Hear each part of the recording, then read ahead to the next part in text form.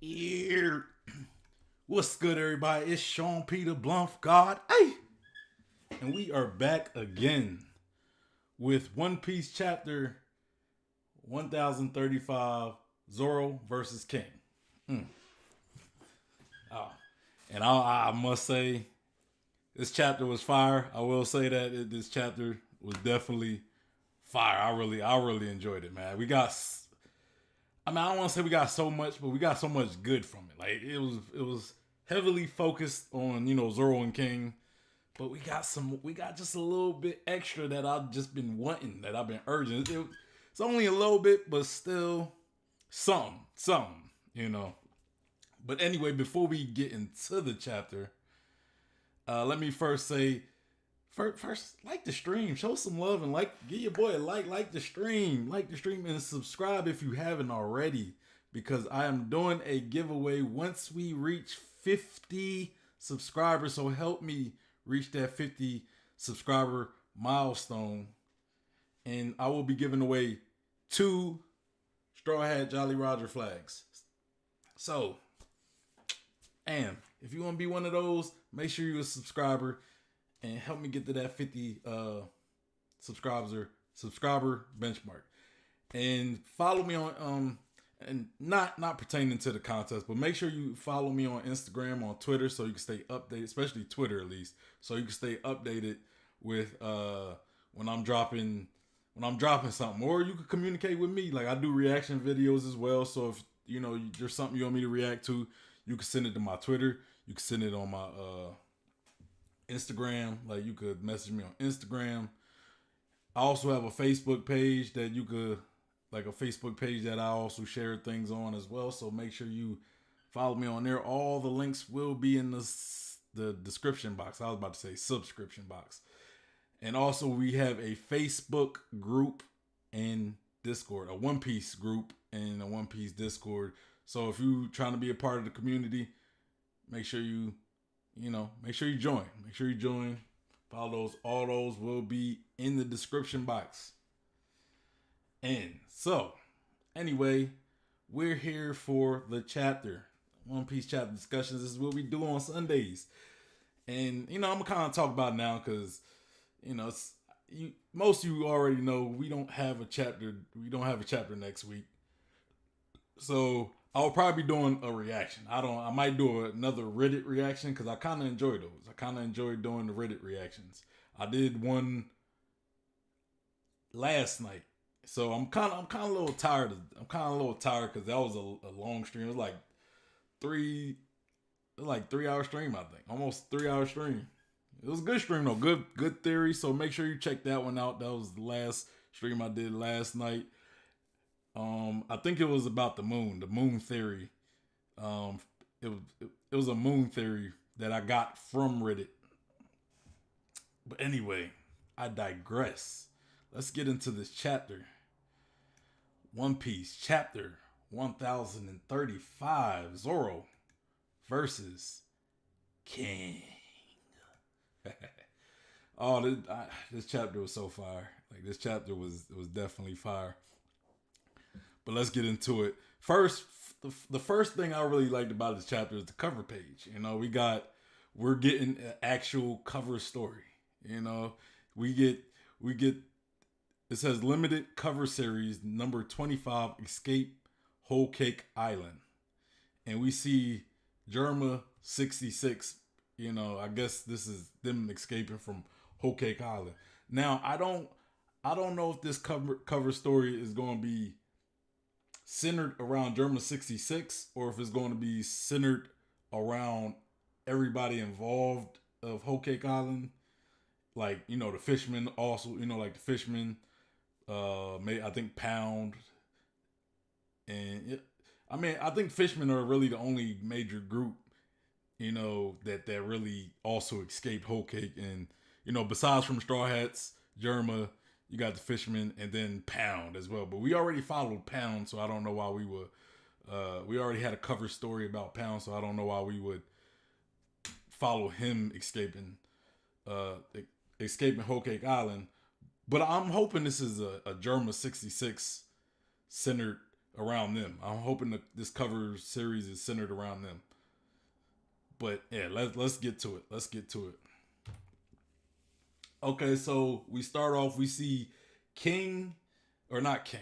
Why I say King? We see Sanji basically kicking Queen through the roof, and he's basically, Sanji sent him pretty far. Like, Sanji sent him. Not only did he send him through the roof of Onigashima, he sent him through it, and he's still like past.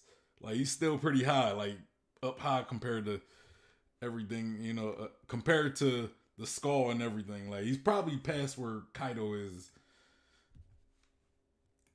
But yeah, so. And then we kind of get the aftermath. We see Sanji there chilling, and we get to that one girl. I forget her name. Osama, Orime or Osama. I don't remember her name. She's not really that much of a relevant character, but we see Sanji walk up to her, give her the little mouse. Give her a little mouse that she was looking for right before Queen was about to take her off the face of the map. And she's basically thanking Sanji. Sanji kind of gets a little flashback of the time he fed that little mouse. The mouse looked just like the mouse Sanji was feeding when he was a kid, when they was basically, when Sanji's dad was angry that he was feeding like rats again, and then we get a little panel. First, we see Sanji basically asking like, "Are you all right?" But he doesn't really get to finish his statement. But you could tell he's about to ask her, "Was she okay?" But we don't get to see the end of him asking that, and it's pretty much we get like a little box, one of those little older boxes, and it basically says "Winter Sanji," confirming that Queen is indeed defeated. So that kind of answers, the question I asked before about was Queen down for sure. So Queen is definitely defeated, and Sanji has won his fight with Queen. And then we switch back to the King and Zoro fight, the meat and potatoes of the chapter. Hold on, guys. Let me I just kind of had to. All right, bam. All right, so we kind of see the aftermath of an attack Zoro pulled off on King. He basically slices King and cuts his mask. Finished cutting his mask. And he said, "I was right. When the flames on his back go out, he can move a little faster. But his defensive ability drops in response." So Zoro pretty much figured King out a little bit. And we see King's face. And we King basically rips the rest of the mask off. It's already ripped. It's already cut. You can already partially see his face. So he takes the mask off and we see King's face. And Zoro's kind of looking kind of in awe and shock that he would, I guess, take it off. And we got like the subordinates talking about Master King took off his mask. And what they say, they also say, so the rumors were true. Black wings, white hair, brown skin. What was the reward for tipping off the government? 100 million berries.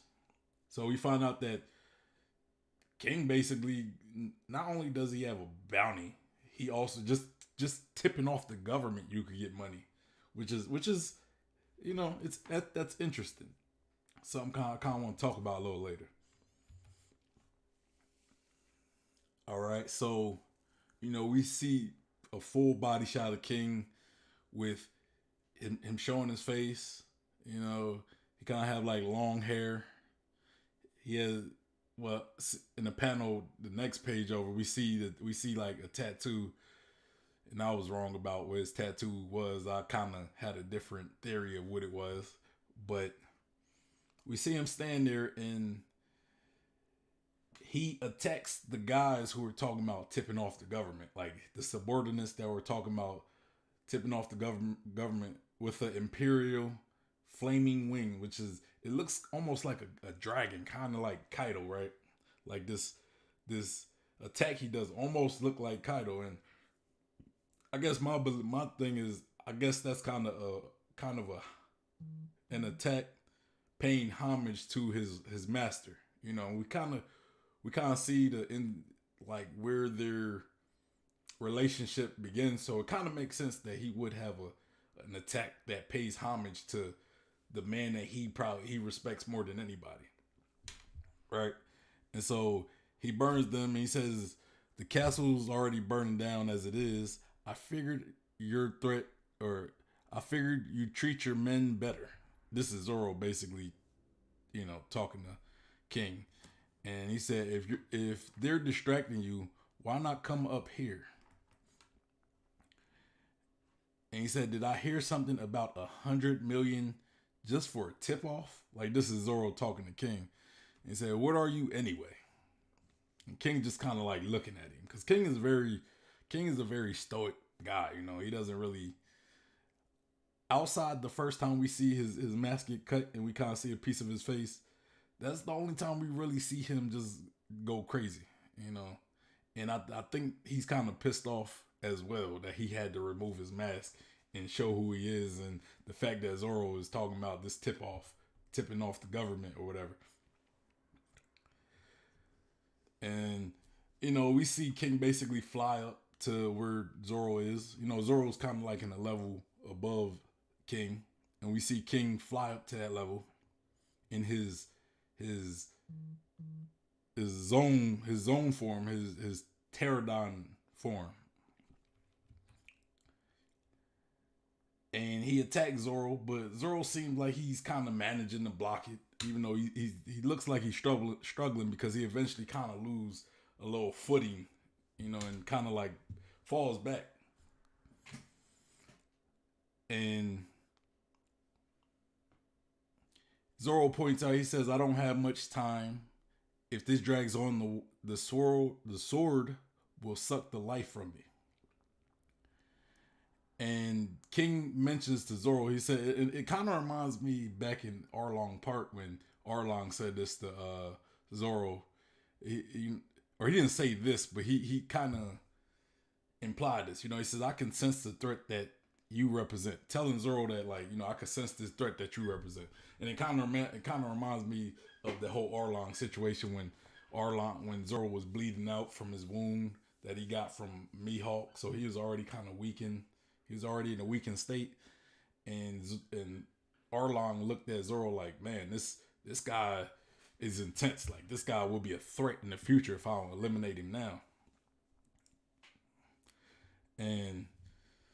But it's not really the same situation because Zoro's still on his feet, and they got a little space in between them. So Zoro kind of thinks in his head like, so he's definitely from some kind of special race, but it's got nothing to do with me. And then he tells King, like, same to you. Your crew has ruled over the place long enough. Time to go. And Zoro says, King of Hell, three sword style. And we see Zoro's swords radiating. It's like they're radiating that, like, they're radiating haki, pretty much. And King tells him, like, hey, don't get full of yourself. Kaido is the man who will be king of the pirates. So this kind of reminds me of when Zoro says that, or when Sanji says it. He's basically like, look, hey, calm down, bruh. Calm down, bruh. My guy is going to be the king of the pirates. My guy is going to be the king, brother. And so we get a flashback. And we get Kaido basically talking to him. We see King kind of look like locked into this thing, kind of like an MRI machine almost. and Kaido's basically saying, a Lunarian, eh? No wonder the government wouldn't give you up. I saw those endurance tests they put you through. I'm breaking out of this place and started a new pirate crew. What do you say, guinea pig? They called him a guinea pig. And King basically says, can you change the world we live in? And we see Kaido, no mustache, just a younger Kaido. No, he looked weird without the mustache, without the Kaido, the famous Kaido mustache, talking yo, oro, oro, oro. I love Kaido laugh. I love Kaido laugh. But he says, I'm the only one who can change it. So, Kaido's, pretty confident in, his goals, his lofty ambitions. And so we see, so they pretty much escape wherever they were. And Kaido asks King, he said, what's your name? And King basically responds, Albert. So we get King's name. We get a confirmation of what King's name is not King. Those are just kind of King, Queen, Jack. Those seem to just be code names, right? And he said, you're strong, Albert. But from now on, you're king. Stay under my wing. I won't let anyone else have you. And then King is thinking from that day on, or it basically says, it's basically showing Kaido says, from this day on, you're my right hand man. So yeah. So there's no doubt if anybody wants to sit here and say, king and queen are kind of equally right hand man. I mean, I guess you could say that, but I would say this is more of confirmation that king is indeed that right hand. Like he holds the title. Queen is more like the left hand.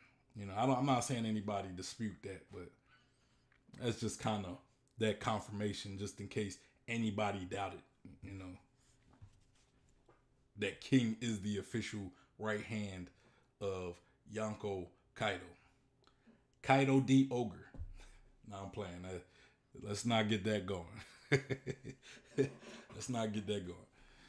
And so we see Zoro going for a purgatory onigiri, and King pretty much dodges that. And Zoro points out, he said, the flames are on. No point in attacking now. And then we see King do another Imperial Flaming Wings. And Zoro points out that the fact that the flames are like magma. So this is an intense flame. This ain't no weak flame here. But, Zoro dodges it. And then King basically goes in for a strike with his sword. Zoro blocks it. And then we see how... I mean, I don't know how King does it.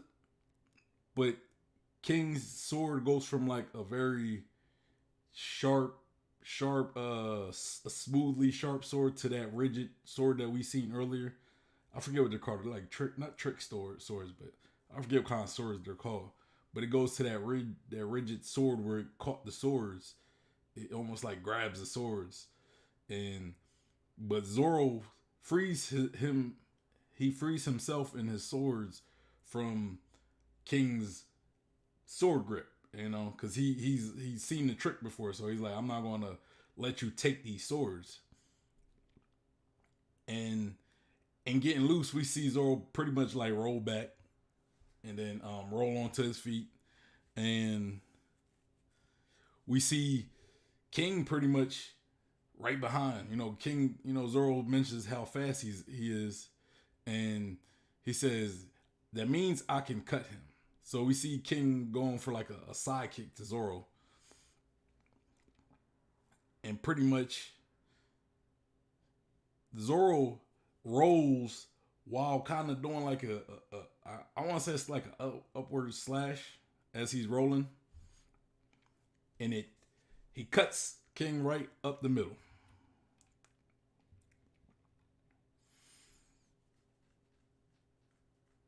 and they're pretty much going back and forth. And King says, "So it seems you've figured out my or is so it seems you figured out the rules of my body."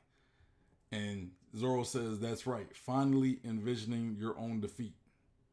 Or I think that's King telling Zoro that. I'm not sure who. I think that's King telling Zoro that's right. Finally envisioning your defeat.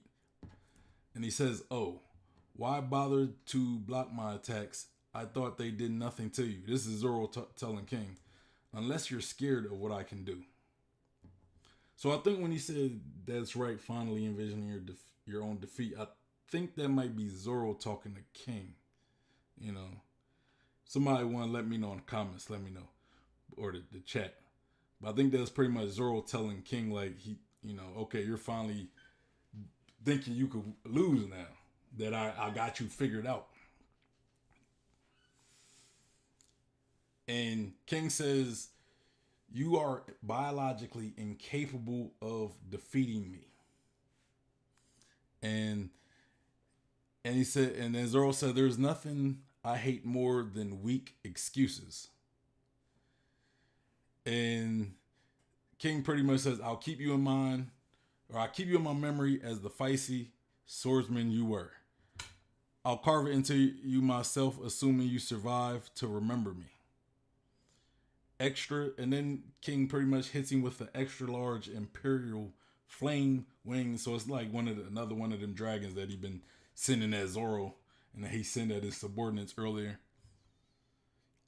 And Zoro pretty much, dives into the attack, cuts it. Now since Zoro kind of has that he's kind of like Kinemon, where he can cut through flames, and he hits him with a King of Hell 3-sword serpent, and that serpent attack just kind of shoots through King's what is it called? Large Imperial flame wings. It cuts through it like a snake just cutting through the dragon, and I guess it's 103 mercies. And he connects with King, and we see King's I want to say his sword. It cuts through King's sword, and it also cuts through. We also see King's right wing get cut off. Elid said, "Supersized hot wings." I know, right? We gonna eat well today. That's what Zoro talking about. We gonna eat well today. All right, so that's pretty much the chapter, and according to Shonen Jump, we don't have a chapter until 15 days, so about 2 weeks in a day. So I think it's dropping not next Monday, but the Monday after. I want to say that's like January, the first Monday in January, or so, somewhere around that. So 15 days from now. Okay. I'm glad we got Eliz in the chat. But yeah, few things, it was kind of a quick chapter. It was really an action heavy chapter. So, as far as, I feel as though it was a very quick read, but still gave us some good stuff. Which I'm kind of shocked that we didn't get something like this in the chapter where the Sanji versus Queen chapter. Where this chapter we kind of got a flashback of King, but we never got that of Queen. Which I don't know. Maybe we'll get something of how Kaido and Queen met. But first, I kind of want to talk about.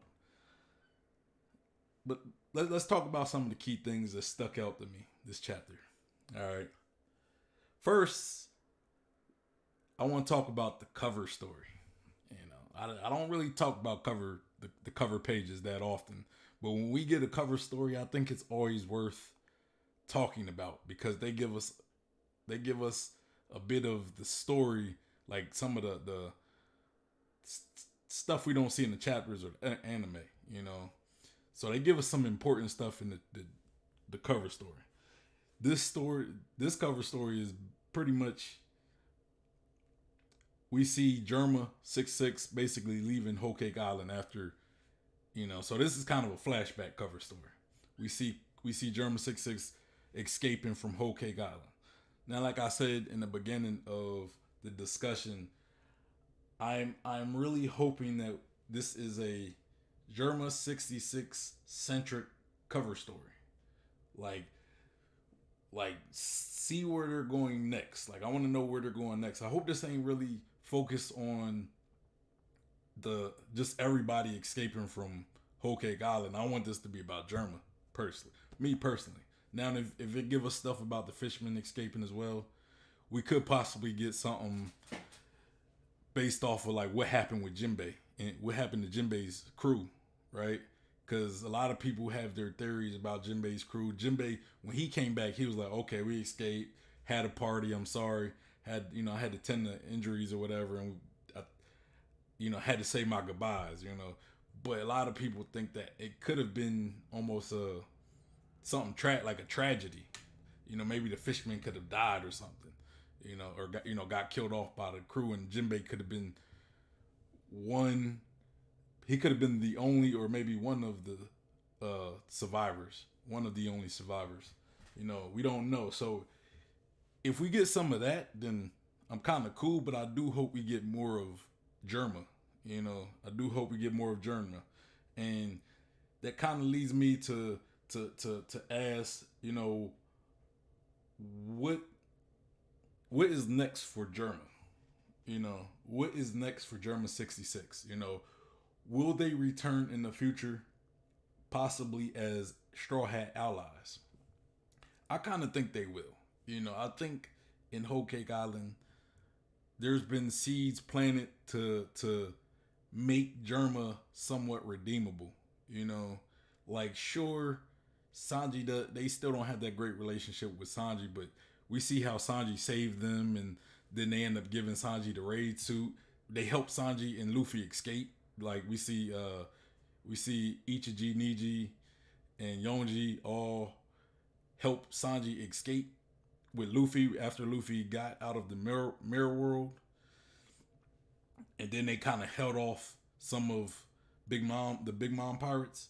So it seemed like they did kind of turn the page to where they're more accepting of Sanji, and I believe because I kind of think in Wano it's been kind of shown that there is a storyline with Sanji accepting his family. Right now he still doesn't accept them. That's why he destroyed the raid suit. He didn't want to be anything like them. He didn't want to wear the raid suit. He was angry that his body is changing to be more like his family. So I think Oda will have to come to a point where Sanji's going to have to somewhat accept this family. Like there has to be a resolution between Sanji and the Vinsmokes.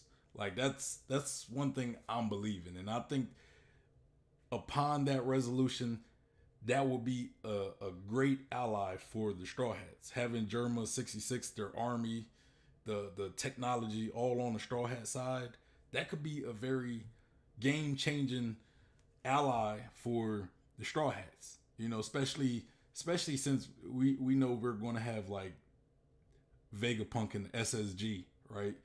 So they might need some technology to counter the SSG. I mean, they might not need it, but having good technology that's created to counter the SSG could be very helpful, and the pacifist and things like that. Plus just having strong guys like Ichiji, Niji, Yonji, and dang, I can't remember the sister.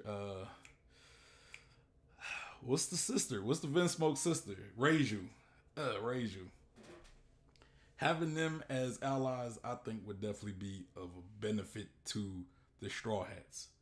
And another thing that, I kind of said before, maybe Frankie can't rebuild.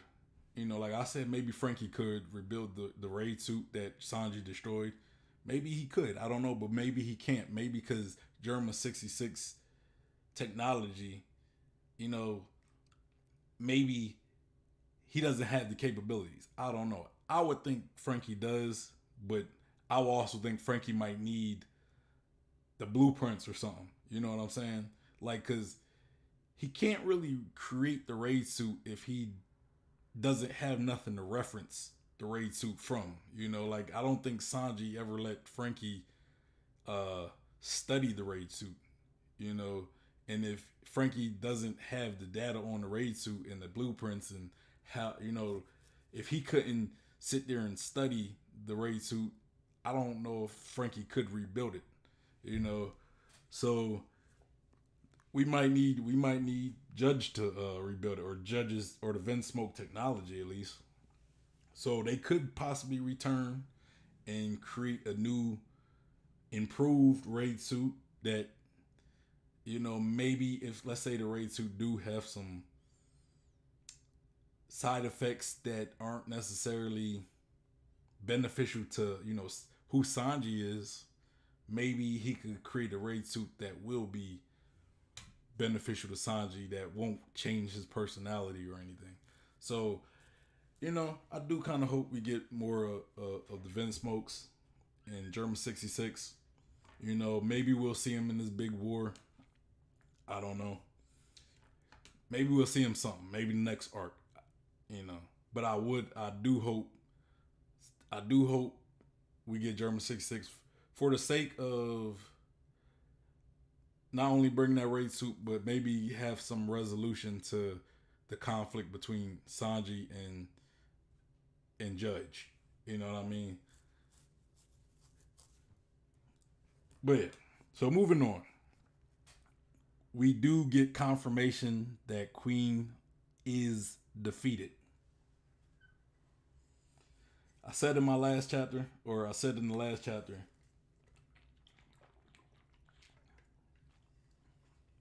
that I asked in the last chapter, is Queen down for good?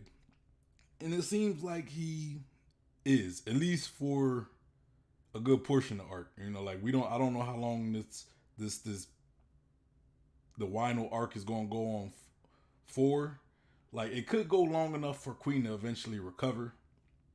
So I don't want to like count him out for good, but I think his fight with Sanji is over, at least for now. At least for this whole Onigashima segment of the arc, because I don't know how Queen to even get back to Onigashima.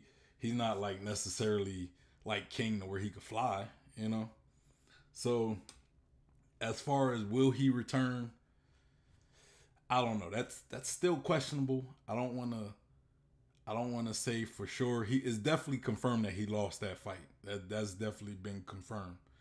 You know, and it looks like based off the end of this chapter that King has also lost his fight with Zoro. You know, I didn't want it to be, because I wanted to get more of these fights. You know, at least 2 chapters. I wanted to get like King, like Sanji and Queen, like 2 chapters, 2 full chapters. But seeing how the anime has been, and seeing how Oda has been with this arc, I think the anime will possibly give us a more stretched out battle between Queen and Sanji. At least that's what I'm hoping. You know, maybe a more fleshed out, longer, maybe 2, 3 episodes. I don't know. You know, same with King. If, let's say, King is indeed down for the count at the end of this arc, you know, or the beginning of the next arc. So there's that. So, mm.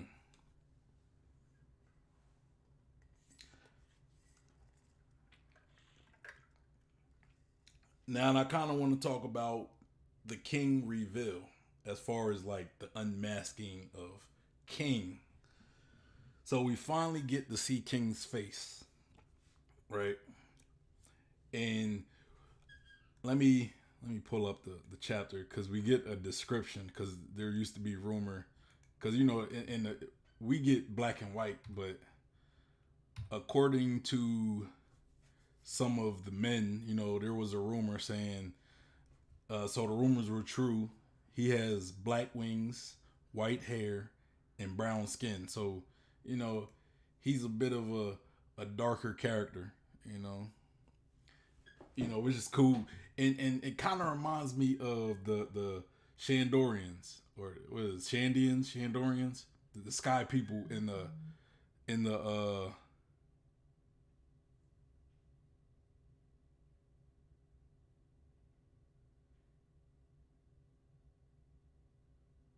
okay. I don't know if you still there were elids, but I could possibly put you in the stream. I could possibly create a stream. Um, you say you can't right now. I don't know how. Like, when will you be able to hop in? Like, how much longer? Like 5-10 minutes? Because I could like, because I'm gonna finish up my points and I could possibly add you, but that might be like another 10-15 minutes when I'm done. So just let me know. Let me know, bro. If you're still watching. So yeah. All right. Yeah. Elids might hop in the stream, y'all. So I'm just trying to see what's up with that because I would have to set the stream up. But yeah. So he kind of remind me of a Shandorian. Kind of like Swiper or Cowgirl, as far as like how you know they're almost like like they're brown people as well, compared to other Skypeans who are like much of a whiter hue. And then he had also has a face tattoo which is kind of like them as well, you know. So let me message him real quick, guys. I'll message him after this point.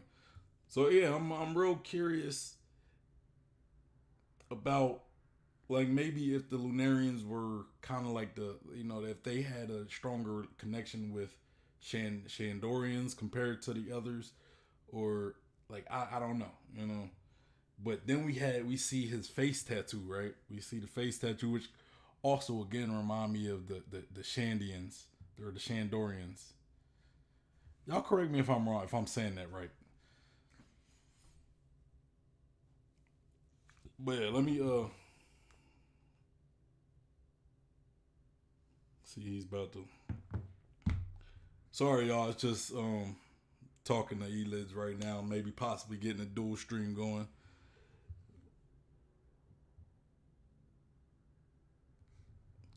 So yeah, we're possibly getting. Like, I don't know if I'm gonna talk a lot longer, but so all right. Now going on to more about King, right? One thing that really stuck out to me, about this chapter was, after King's mask get cut off, we see the guys talking. They're like, oh, the rumors are true, and then they say there was a $100 million or million berry reward just for tipping the government off to his existence and whereabouts, which I found very interesting. I found interesting because that, to me, that was almost kind of like when we got that reveal of Sanji and his real bounty, right? It I forgot what the number of his bounty was, but it says uh the reward, and then it says only alive. And it's like, how many people have we seen in the series where they had a bounty where it says only alive? Most people it's dead or alive. They had an only alive. And this is like the first time we see a character who you could get a reward just for tipping off the and it shows the rarity of these Lunarians, but it also shows that value kind that we kind of see in the flashback between King and Kaido. Because even King says, or not King, but we see in the next page that or not the next page. We see in like the flashback, right?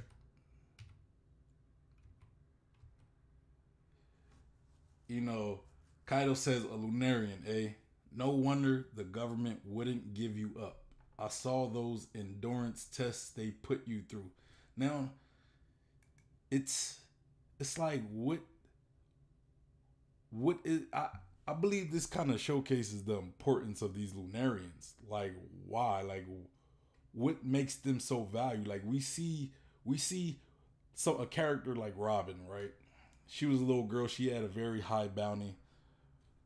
She had a very high bounty just for a child, right? And that's just because of what she knows. But even then, she was never really treated in the way to where like you get a reward just for tipping, like for a tip off. You know what I'm saying? At least not like a significant bounty such as 100 million. So I believe that the Lunarians are connected to the ancient kingdom or the Void Century, at least like what Void Century in the ancient kingdom, and they must have been a very valuable race. You know, and then we get the Kaido and King kind of a flashback between Kaido and King, and that's it. Let me pull that up. All right, so we see. I'm gonna kind of go back. I'm gonna kind of go over the flashback. Repeat it. So it says we see King basically pretty much releasing or finding King on this machine, kind of like an MRI or whatever, and it says a Lunarian, hey, no wonder the government wouldn't give you up. I saw those endurance tests they put you through. I'm breaking you out of this place and starting a new pirate crew. What do you say, guinea pig? And then King says, can you change the world we live in? And then we get Kaido without his mustache and beard. we get a straight clean faced Kaido. He says, I'm the only one who can change. Or I'm the only one that could change it. And then he says, what's your name? King says, Auber. And Kaido says, you're strong, Auber, but from now on, you're king. Stay under my wing. I won't let anyone else have you. From this day on, you're my right hand man. Okay. So we get a bit of how they met, and it seems we see these shackles on Kaido's wrists, so he seems to be a prisoner. Auber, we get the name of King, we get the official name of King. Auber is also a prisoner, and but he's kind of like a lab substance, and maybe Kaido is also being tested as well. I don't know, but I'm kind of trying to figure out where they could possibly be, and it looks more like a very a test site or like a lab, like a science prison. It could be possibly Punk Hazard. Because that's the only like really island that we know of where that's also a lab and that also has like test subjects that people did research on, like the government would do research on. So what we know is King and Auber or Kaido and Auber, aka King, were prisoners in the same location and were probably almost. I mean, we know King was a test subject, so I think we can also assume that Kaido was also being a test subject as well. But seeing how his skin and everything is so tough, they probably couldn't really do much with him. But I would assume, this is indeed Punk Hazard. You know, and the main reason why I say it is Punk Hazard is because we know that the small devil fruit that, let's say, Momonosuke ate was at Punk Hazard. You know, because Momonosuke was stranded on Punk Hazard. Him and Kinemon, they were stranded there, and well, Momonosuke went to Punk Hazard when he got on the ship, and Kinemon kind of followed to go look for him, and that's when he ran into the log, got his body cut in half, and whatever. So I would assume that since that devil fruit was there, that devil fruit that Momonosuke ate was there, and it's pretty much the same devil fruit that Kaido has, you know, except it's an artificial devil fruit, but it achieves the same results. You know, it's like an artificial devil fruit of Kaido's devil fruit. So, be as that may, I would assume that is also where,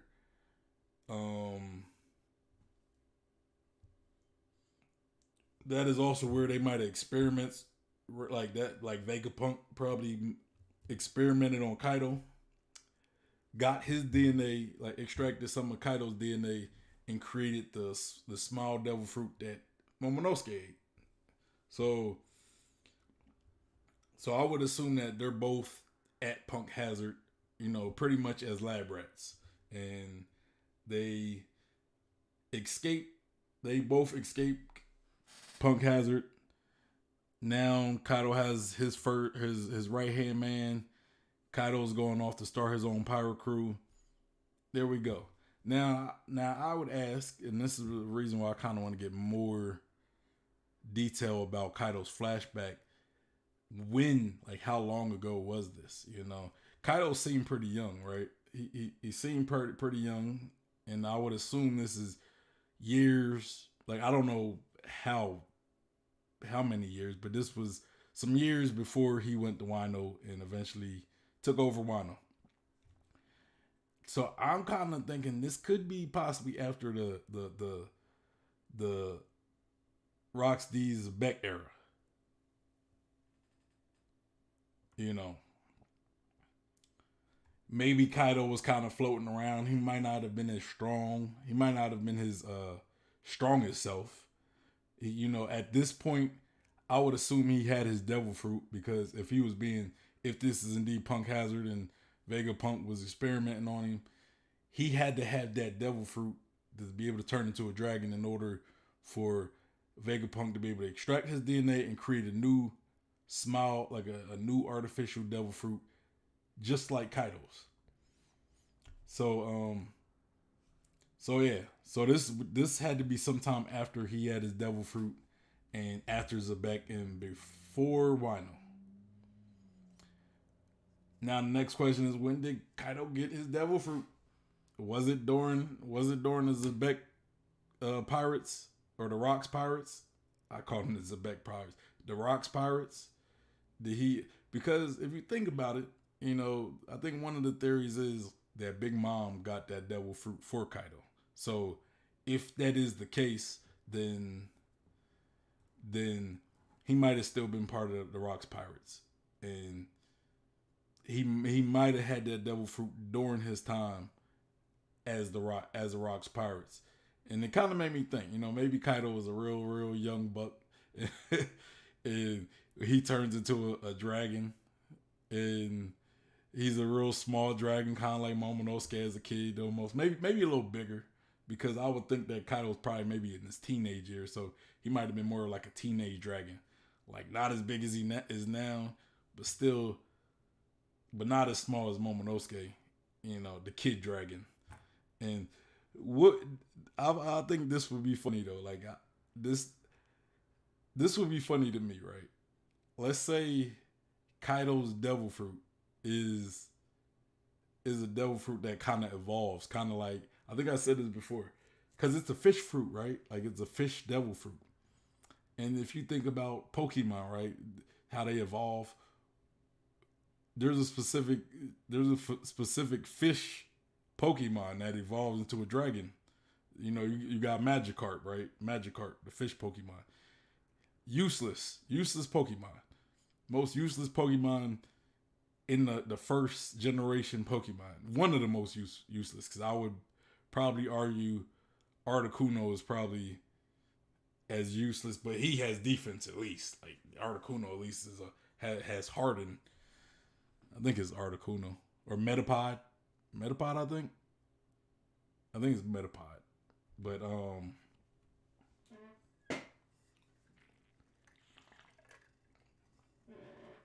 yeah, Metapod, I think. So, but think Magikarp, and then let's say Kaido starts off as this useless fish, and then he eventually evolves into a dragon, like a Gyarados. You know, the dragon that we see now. That would be pretty interesting if that's how Devil Fruit work. You know, but yeah. So that's pretty much gonna be the my thoughts on it. But I'm gonna try to get Elids into the stream. I don't know if he is ready yet, but I'm gonna try to get him into the stream. So we're going to take a little break, and I will be back in, let's say, about a minute or two. So work with me, people. I'm gonna try to start a Zoom with. I'm gonna start a Zoom call with Elids. Maybe instead of a Zoom call, I can try something different. No, let's do the Zoom call. Let's go. We're going to do a Zoom call and get him in here. We'll be right back for more.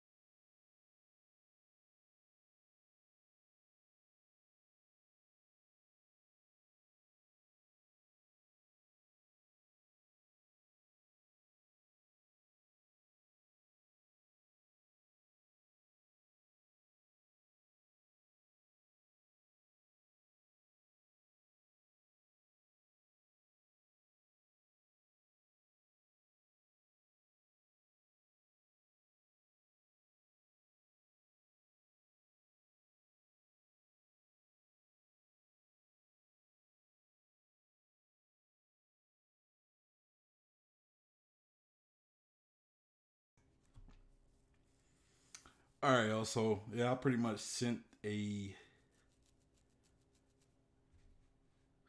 Zoom. Just gonna wait for wait to see if Elids is ready whatsoever. But yeah, talk about the chapter. I think it's a very interesting chapter. You know, it kind of intrigued. It really made me more interested to learn about the Lunarians. You know, like learning, getting this little tidbit of the value, how valuable Lunarians are, right? Like I don't know any character in the series where you could get a reward just by like, saying, "Hey, he right there, officer." And I wonder why like Zoro was even. I feel like Zoro was even contemplating taking that reward. He was like, "Oh, so you get $100 million berry just for tipping you off, or tipping off the world government that where you're at and everything." So Zoro almost kind of got a little too excited about that too. Zoro was almost about to become a little become a he was about to become a snitch. So I think we're about to get Elids in here.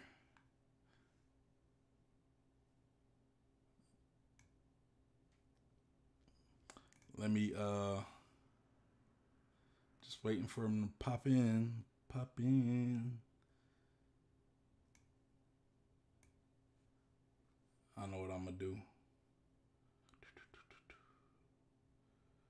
What up? Can you hear me? I'm just waiting for your audio to connect. All right, give me 1 second. All right, I gotta get you into the actual stream. Okay.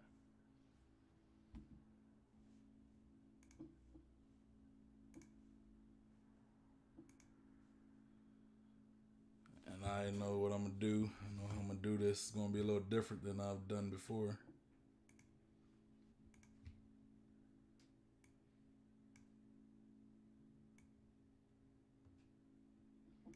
Yeah.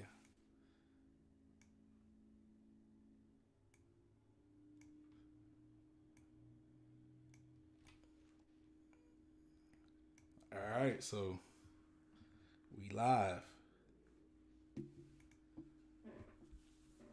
What up? So everybody, introducing the great, the great Elids. Go check his channel out. I don't have no link in the description on this one, but just search ELIDZ, and you will definitely find his channel. So what's up, man? What's going on? Can you hear me? Yeah, I can hear you well. All right, cool. So I'm sort of just cramming this in because I actually am gonna go see a movie, the new Spider-Man. All right, that's fine. And like very soon, but I just saw you were live and I was like, oh, let me just hop on. I was thinking of doing a double stream, but I'm just not technically advanced to just figure it out like that. So instead, I'm just gonna just join this stream, and then afterwards I might just do a little stream. Really, I'm not trying to stream, I'm just trying to record a video, but I figured I'll just stream and then upload the VOD of it. Yeah, it makes sense. But so yeah, this chapter, to end it off, was to end the year off, I think 2021 was a great year. Probably one of the best in a while, and this was a great chapter to end it on. Most definitely. I feel like that's what I need to do. Like because I was wondering what I'm gonna do for the next week stream, and I might need to do like a yearly, just kind of I don't know, like a discussion about everything that happened this year. Or, yeah, I don't know just yet. Just a year in review. That makes sense. Yeah. But yeah, so what's your thoughts on the chapter? Like, what stuck out to you?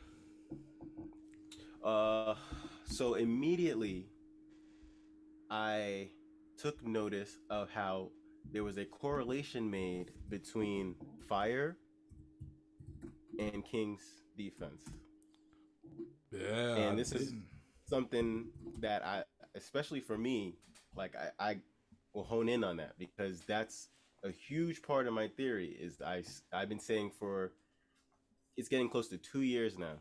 I've been saying third level of Armament Haki is fire, and it just keeps getting more and more like evident that is the case. Yeah. So that's something, and also the fact that there's a correlation between him getting lighter and his defense going down.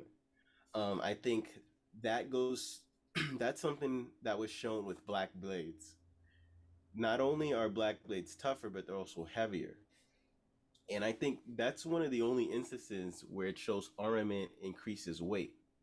So could there be something between Black Blades and Lunarians? And there just might be, because one of the defining traits of a Lunarian is not just having wings, but the fact that their wings are black. It's true. That's true. So what if their wings started out white, and just like how Black Blades are forged, they somehow learn to permanently turn their wings black through the toughening their body? I mean, it adds up.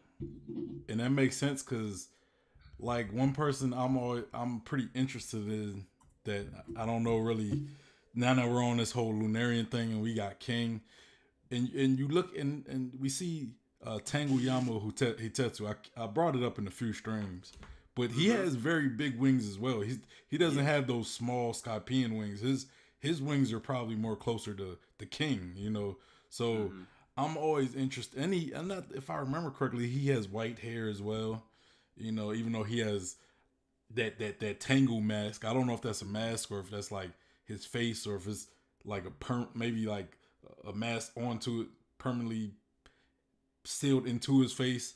But Yeah, I could imagine that. but it's like but his wings are white though. You Yeah. know what I'm saying? And that's kind of when we was talking about Lunarians and you was talking about Solarians, like you kind of brought the Mm-hmm. possibility of an existence of Solarians. I was Mm-hmm. like, I could see maybe Tenguyama being a Solarian because he has white wings, Mm-hmm. whereas King has black wings. You know, but yeah, Well, I actually say this in my Red Sea theory. I say, I draw the connection between Wano and Lunarians because I'm coming up with this theory about the Red Sea. And I say that I mentioned that I call you out and I say you're the one that told me that made that connection between Tenguyama and Lunarians. thank you.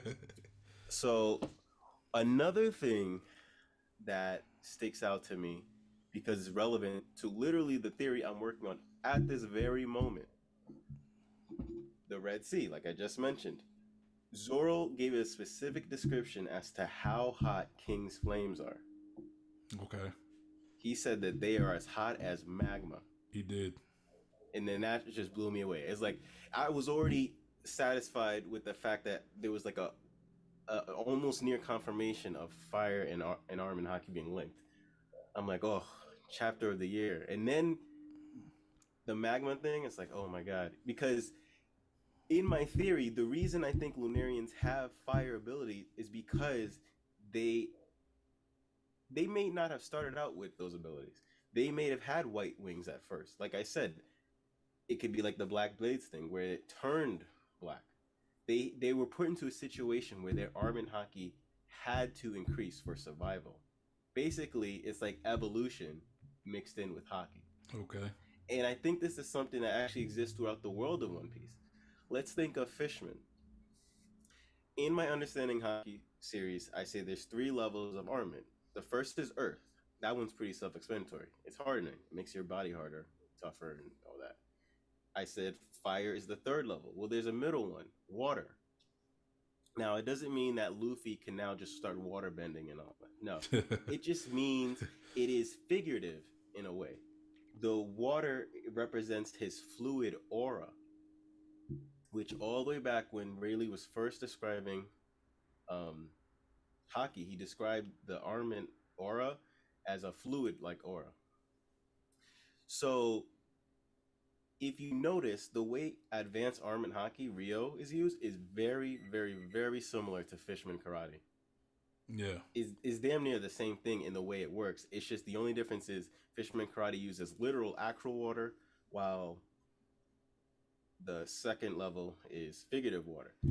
So my theory is that maybe there was a hockey mixed in with evolution. The fishmen may have started out as like regular people, but they were put into a situation and environment where they evolved to become these fish people. And if you're going to evolve with and resonate with water, you're going to fight in the same way that is the second level armament. So then apply that theory to Lunarians. If they were put in a situation where they were in the Red Sea and surrounded by magma, well, there's really only two things they can resonate with: the earth around them and the magma. Well, the first level is root, which is earth. Clearly, they have some kind of affinity towards that since they have really tough and they have black wings. And the magma, fire. These guys control fire. They control fire in a similar, like the way King is using fire isn't even like someone like Sanji, who's like, oh, I heat up. What he does is also pyrokinesis because he just can spontaneously erupt. I mm-hmm. think that's Armin Haki. But King, and I'm assuming all the Lunarians, take it to like another level where he's like literally like firebending at that point. He's like actually setting out fire and making it transform into the shape of a dragon and all that. That's also relevant to my theory because I think the Red Sea might be where dragons came from. Yeah. The Red Sea. Yeah, Okay. because think about this: if there's a Red Sea, then there could be not just demons living down there, right? The demons would be the humans of the Red Sea, just like how in Skypiea the angels, with quotation marks, are the humans of the sky. Yeah. So kind of like So there's Magellan yeah, maybe, and exactly, Magellan, Moria, Caesar, Shirley, all these Madam guys that Shirley. have demon qualities, and it's never addressed. Not one time is it addressed why these guys look like demons. Everybody Yeah. else is addressed. The animals are minks, fishmen, even the people who have multiple joints in their arms. Like everybody can get specific reasons why. Someone can just have a really long neck, and they get a tribe. Yeah. So how come the guy who gets a really long neck gets a race, but the people who have literal horns and stuff like that don't? It's like I feel like Oda's been like withholding that for a reason this whole time, Mm-hmm. and I think it's gonna have a really big implications, and it's gonna involve demons and angels and why the world is the way that it is. I have this theory is like pages and pages long. It started off just a thought years ago, because I've been thinking this for years. Because whenever I see a discrepancy, I'm always gonna think, but why? Yeah. Does Moria have horns? And Yeah. I'm just gonna think. So I thought, well, if angels are in the sky, then where would the demons be? If you think of like an Abrahamic way, because heaven really comes from the Abrahamic type of religion. Other places would call it nirvana or paradise.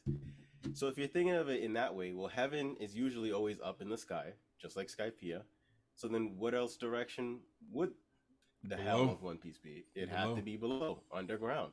Yeah. So, And you ever and this is kind of it's no deepness in this theory I'm about to just say. It just kind of reminds me like because seeing how King is like his wings are black, and almost kind of like how hockey is black and everything. But there's this snail, right, that lives in volcanoes. I think it's like a black snail. Like if you look at it, it's an actual black snail, and it's like hardened so much that it could survive in volcanoes. And it just kind of makes me think about that when you talk about hockey, like the wings being black and everything, and them living in magma and heat. And I think of this snail that is like literally lives in volcanoes or like real hot climates with magma around, and the fact that it's black itself. But I kind of find that interesting. Yeah, this theory is gonna be huge. Yeah. I'm gonna call it the deepest One Piece theories, but it's a wordplay. Yeah. It's literally deep. On the yeah. I was supposed to release it today. In fact, I was supposed to release it last week, but I just keep on adding stuff. It started as one part, then 2 part. Now it's 3 parts. It's crazy. In fact, I can't even. I have other theories I want to release. So this third part is gonna not come out for like maybe like 2 months or something. I'm gonna need time to work on other stuff. I would definitely just say just work on it before just work on it to a point where you're satisfied that you're finished, and then drop it. Yeah, I keep on trying to find the balance between that. So that's why I'm just like, you know what? I'm not gonna withhold the stuff I already have. I already have enough to make 2 parts. I'm just gonna release that, but I am gonna just keep on writing and adding to that third part, leave it like that, because I do want to make my Gear Nightmare Luffy Gear 5th theory. Yeah. And I feel like it's gonna be most relevant around the time that Luffy's finally fight Kaido, and that's just around the corner. So I definitely want to release that theory. Yeah. Kind of talking about King a little bit, like the Lunarians. Like lately, like this past week, I reacted to probably like 3 theories. I reacted to.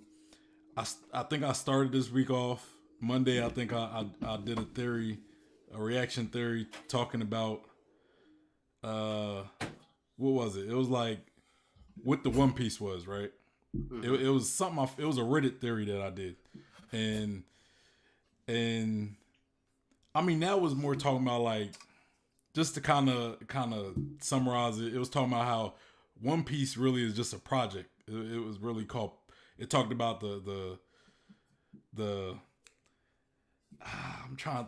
I'm like going off the, but it talks about like the ancient kingdom, Joy Boy, all these things. I kind of talked to you a little bit about it, but then it says like One Piece is more of a instruction thing to unite the seas, so you can eventually unite the world. And then I did a reaction video to Arthur, Library of O'Hara. He had like these different episodes. We talked about it, and the episode I watched was about the moon. Heavily evolved around the moon.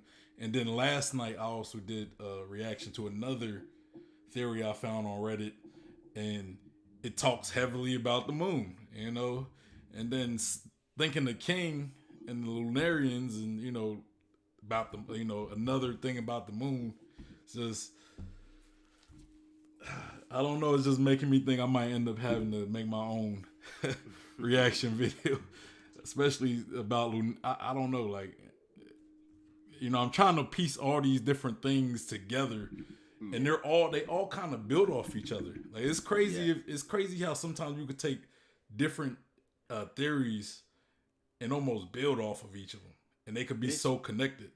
Yeah, definitely. This Red Sea theory wouldn't be what it is if it wasn't for me looking at other theories. Like, for example, I've been thinking about like Red Sea underground, and then I was watching this other YouTuber who mentioned, oh, well, what if sea stones come from Mount Fuji in Wano? And then I was like, wait a second.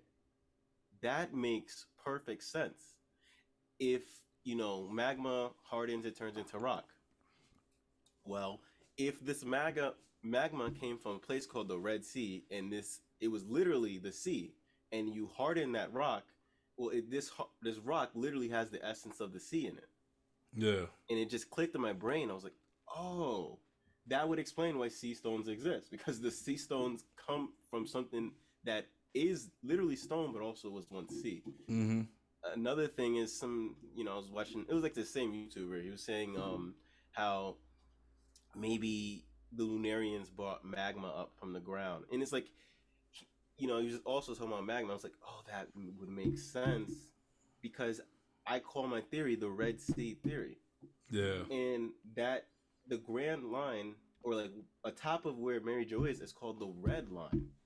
Yeah. And like I'm saying, it's literally the Red Sea hardened. What when that Red Sea hardens, it like keeps that red color. So then I thought about that, and I started thinking about poneglyphs, how there's red poneglyphs, and it's just so many crazy things. And that's why I need to make video essays, because there's just so much. I have to organize it in a consumable way, because it'll just sound like what it sounds like right now, where it's just constant blabbing. Yeah, I mean, it is. Sometimes it is a lot of information, and it's just piecing the information together, which to make it a more comprehensible, theory. But I don't know. I don't know if you got much more time. I don't want to keep you too long. Just let me go real quick through the pages, skim through it, see if there's anything else I want to comment on. Oh, I noticed you were saying, about the Shandorians, like him looking like the Shandorians. Mm-hmm. And he kind of resembles a bit Dragon as well. Monkey D. Dragon? Yeah. Yeah. So yeah. There could be something there. There's most likely something there. It's funny now that you bring up Dragon, mm-hmm. and we're talking about the moon people. Mm-hmm. When I was reading this theory, I think it was last night's theory. Like one thing was said that kind of made me think, right? Mm-hmm. Like, how the initials D, right? Monkey D, Luffy. There was, I guess the theory kind of proposed this idea that the D in the name it really isn't, or it originally wasn't a D. You know what I'm saying? It was more, I guess, an alphabetical way. Like, I don't know, I can't remember the word it used, but it was an alphabetical way to express the moon. I mean, yeah, I guess that's kind of like an emoji. Yeah, because if you look at it, it looked like a moon that's kind of partially covered, and it's kind of saying like the D are people are descendants of, I guess, people from the ancient kingdom and possibly the moon. Hmm. You know, because there's a lot about the moon we don't know. You know, because there's think about it. If you look at if people go and look at the Nell cover story, he goes to the moon and Mm-hmm. he finds these hieroglyphics and stuff about Yeah. like the three races of like the three sky races, which the Lunarians aren't a part of, and that's kind of Yeah. that always kind of interests me, but yeah, so it was just like The there fact used to that be a Lunarians civilization. aren't a part of that could lend to them being like second class. The second class, you think? Yeah. I think that the Lunarians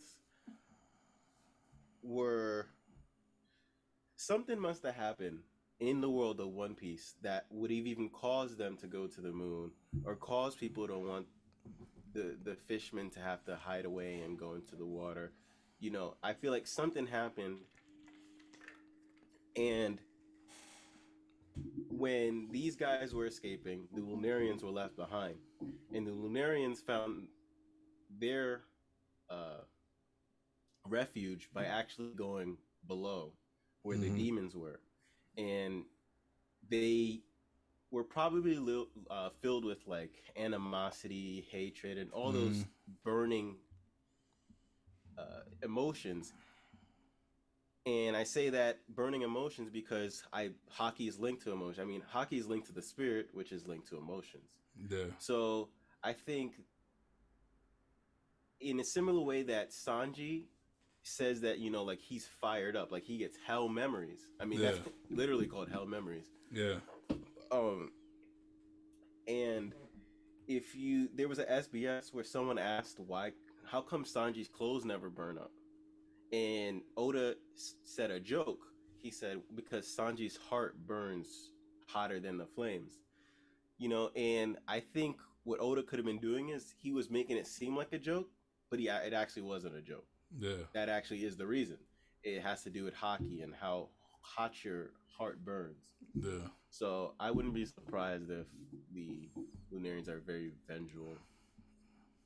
Yeah. You said that they might have been second class, but Mm-hmm. I would kind of challenge that because and the reason why I challenge that is because when we look at Skypeans, they were kind of looked at as angels, right? Mm-hmm. But the Lunarians were looked at as gods, which hierarchically I would kind of say they were above the other sky races, and it kind of lends me to the idea now that we're talking about like Lunarians possibly going to the supposed hell, which would be, maybe below where like the races like Magellan and Marius, it kind of lends to like my thoughts that possibly the Lunarians' downfall kind of mirrored the biblical downfall of Lucifer and the other angels that were on his side when God basically cast them down from Mm-hmm. heaven, you know, and then they come to earth and their eventual fate is hell. You know what I'm saying? Yeah. So, but I don't know. It's this I need to learn a lot more about these Lunarians. Yeah, the only thing I would say to that is when Skypiea was first introduced, it literally said the land of gods or something like that. That's for one thing. And two, I believe it has to do with perceptions. Like Lunarians aren't actual gods, No, but I it's don't all know. about how they are perceived by the people. So maybe at one point Skypians were perceived as gods, but now it's just like, oh, they're just angels. It could have to do with evolution as well. Like maybe the Skypians at one point were a lot more powerful. Maybe their wings were just as big as the Lunarians at one point, but because they put themselves in a situation where they didn't need to use their wings, or they put themselves in a situation where they just didn't need for much, and maybe peace. They could have had too much peace or something that like really made them regress as people. Mm-hmm. Yeah, Yeah, I forgot. I was doing. I think I was talking about the Lunarians, and somebody commented. They said, "What if the other races kind of evolved from the Lunarians?" You know, and Yeah, that's I possible too. don't know. You know, maybe the Lunarians still stayed around. And at first, I kind of, kind of maybe shrugged it off a little bit. But then, lately I've been kind of thinking like, yeah, I mean, like maybe their wings kind of grew smaller because they didn't need them anymore. They didn't need them as far as flying. So I mean, I don't know. You know, I don't know. But yeah, you. I mean, if you got anything else about the chapter or any other theories, Nah. we kind of, I don't. I know you got. You going to? You seeing Spider Man? Yeah. Spider Man is pretty good. I'm not gonna. I'm not gonna ruin that for you, but yeah, Yeah. definitely enjoy that though. You know. Thanks. So All right. I'm glad I got to stop through. all right, well, and go enjoy Spider Man. You gonna write? You gonna make a video about it possibly? Video? Nah, I don't think Nah. I'd make a video about it, but I'll definitely probably chat with people about it. You Yeah, seen it already?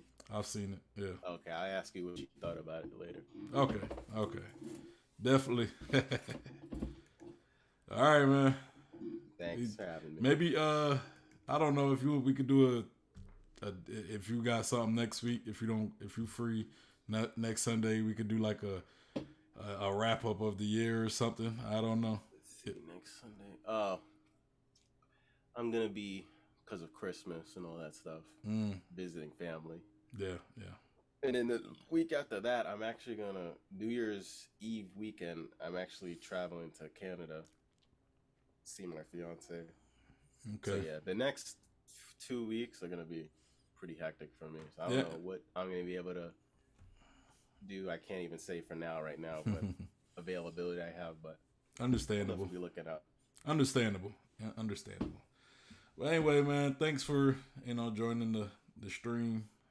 Definitely go enjoy the holidays. The Red Sea Theory coming out very soon, so check that out. Yeah, y'all. His page is ELIDZ, so make sure you go check that out. And yeah, after you go see Spider Man, hit me up. We chat about it. All right. Maybe on the Discord or something. We could do a voice chat about it. Later. Good night. Peace.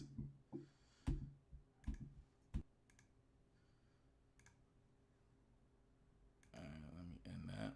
All right, so that was a good little discussion, good little post chapter discussion. Anyway, everybody, that's pretty much the stream right there. I wasn't expecting that Zoom call that kind of was on the fly right there. But yeah, so anyway, if you haven't already, make sure you like the stream. Show your boy some love. And if you're not subscribed, remember, subscribe, because I am doing a giveaway at 50 subscribers, not describers, 50 subscribers. I will be giving away 2 Straw Hat flags. And yeah, go follow me on all my social media. Join the One Piece group, One Piece Discord. Links will be in the description box. Go follow Elids, his channel. He comes up with a lot of great theories. Again, that is ELIDZ. So y'all go join that. Anyway, it's your boy Sean Peter Blunt. Hey, I'm out of here. Y'all have a good Sunday. Peace.